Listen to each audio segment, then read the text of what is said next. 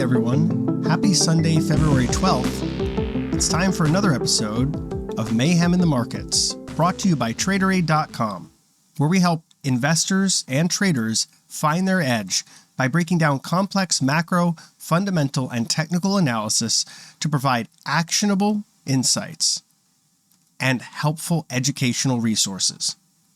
Get 20% off by using the code MAYHEM20 when you sign up. First up on deck, we've got a chart about the yield curve, but it's not your typical yield curve chart. For more than a half century, every time that the 50-day simple moving average of the 10-year Treasury rate minus the 50-day simple moving average of the 3-month Treasury rate becomes negative or inverted, a recession always followed without exception. Recessions started with an average of 12 months from the first day that these inversions began. Now, what's really interesting about this chart? Look at where these recessions are starting. It's not from as much the deepening of the inversion, but the steepening away from the inversion. And this is a common trend. And so there's two things to take away here. One, the duration of this inversion and its depth generally give us a sense as to how bad the recession may be that follows. Secondly, that steepening out of the inversion tends to be your leading indicator of, things are about to get a bit more problematic in the economy. We also see other indicators like the index of 10 leading indicators, which when it is down for 6 months in a row, has predicted a recession accurately for the last 60 years. And we are in that territory now, so it is important to take into consideration that we have several signals that say the economy is not doing so well, including the last GDP reading. Now you might say 2.9% sounds good, but it was a deceleration from the 3.2% we got in quarter three. But here's the big takeaway. In that 2.9%, hidden underneath the surface, consumers only accounted for about 0.2% of growth, when consumption typically accounts for 2/3. What were the big drivers? It was inventory building, which is likely to be temporary as stores are just not selling as much merchandise, followed by a drop in imports more than exports, and then finally government spend on non-defense items rising by 11%. What does that tell us? None of those are great things to be driving the economy, nor are they durable pillars of support for further economic growth. So it does say there is some signs of weakness underneath the surface here, something that we'll continue to watch at TraderAid as we research this, as well as at our new macro focus project, macrovisor.com. CPI was revised higher by 20 bips for the December headline month-over-month print from negative 0.1% to positive 0.1%. But that's not all. We also saw core CPI rose 0.4% in December instead of the 0.3% previously reported. Data for November was revised up to show core CPI advancing 0.3% instead of 0.2% as initially estimated as well. So we are seeing some positive revisions in this inflation number. We will have to see how this affects the month-over-month print for January that we'll get next week.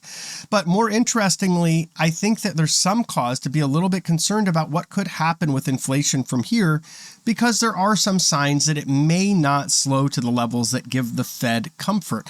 I don't think it's going to slow much beyond 4%. Of course, I could be wrong, but core services CPI seems pretty durable and may be so for several more months to come. And there's some other components that could be sticky on the good side as we start to see energy perk up again. And energy tends to be a leading driver of goods inflation.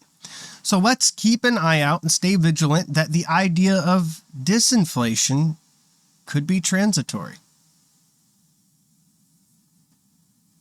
Next up, the cycle indicator from Morgan Stanley has just flipped the switch to downturn. You can see that teensy-beensy bit of red on the screen there. And this has been a pretty accurate indicator. It doesn't mean that it's predicting the future, but it's looking at economic data and it's saying, look, we're no longer in the expansion phase. We're now in the downturn phase. Caution is warranted. And I think with everything that we're seeing, that makes sense.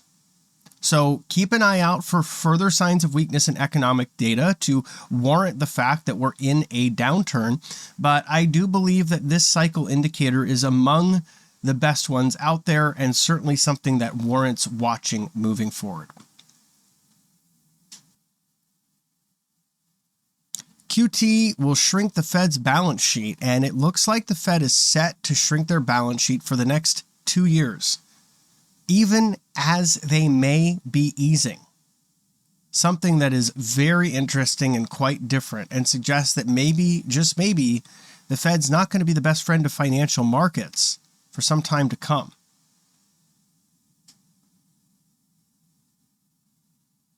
"41% of the Russell doesn't make money. This matters in a world without QE to support these types of companies, and particularly it matters in a world of high and rising rates that are set to stay high for a long time. There are cumulative impacts of this tightening, as the Fed has talked about. Every day these rates stay higher, companies have to pay more for revolving lines of credit and for refinancing and new financing. A lot of lower rated companies are likely to struggle in this environment, and many of them comprise this 41% of the Russell.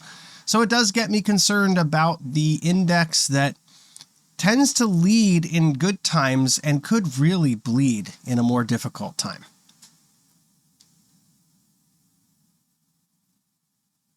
The S&P 500 is not cheap. In fact, it's above its 25-year average of 16.83 forward PE. That's a bit of a concern since it's reading at 18.26 forward PE, and we need to understand what the E is really going to be, because earnings are falling. We are in an earnings recession. My partner Aisha's talked about that quite a bit, and she's been absolutely right for quite a long time. What does that mean? Well, if we're looking at companies and saying that PE isn't so bad, if the E changes, then the PE is likely to become less desirable. That is to say, if the E drops because these companies are not doing well, then PEs rise, then valuations become less attractive, and institutions tend to be less compelled to put on risk assets. So if the S&P 500 is looking expensive here, that's because it is. And we haven't yet really seen anything resembling a bottom. And remember, stocks don't bottom before earnings bottom. There's no way to make that assessment if you look closely at that data. So the charts that have been floating around suggesting that, I would suggest you read Aisha's latest article on macrovisor.com, because she spells it out pretty clearly that there's no real way to count on such a trend. Euro positioning is stretched. Euro's futures positioning is very long. It's so long that it suggests to me that folks are going to get run over in these trades. I don't think that the euro is going to perform well against the dollar for other reasons as well. Rate differentials, economic differentials, but particularly this stretched positioning because the euro folks are very, very long Euro USD, right? There's a lot of people that are very long Euro USD. But also on the other side of that, there's a lot of shorts against the dollar index. The combination of those two things tells me there is potential for some upside fireworks in the dollar, which has been holding its own, actually. It's been doing pretty well. I mean, there was an area 101.50 I was watching very closely. It briefly dipped below there. When it did, we saw a sort of head fake reversal. Now we're trading about 103.47 on the front month futures. And that tells me that the dollar bulls are likely to be able to take advantage of a resumption of this uptrend, particularly as bonds are seeing increased pressure. Yields are rising, and that typically gives a tailwind to the greenback. Bankruptcy court is popping. How depressing is that? But we do see the highest amount of bankruptcies in the start of a year since 2010. And I think that makes sense. This is likely to be a difficult year. A lot of companies are struggling to pay debt. Their billables are coming down, so they're not making as much money. They're having to fire employees. But bankruptcy is the last place any business founder, owner, manager wants to go. But if they don't have a choice, they have to head there. And this shows a lot of folks are not doing so well, with 20 large bankruptcies to start the year.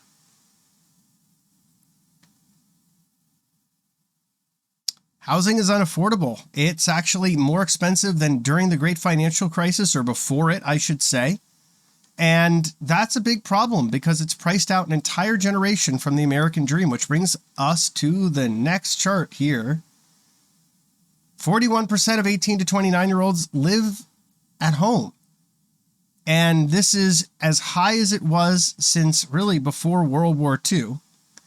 And I just have to say, this is a sad state of affairs that people are dealing with, where this persistent monetary policy, this reckless expansion of the Fed's balance sheet and low rates forever, have priced out so many people from the American dream, whether it's owning a home, whether it's participating in parts of the stock market. A lot of people just haven't had an opportunity, and they may not have an opportunity anytime soon. And so that tells us that a lot of the American economy is also more vulnerable. And you've got folks that aren't participating.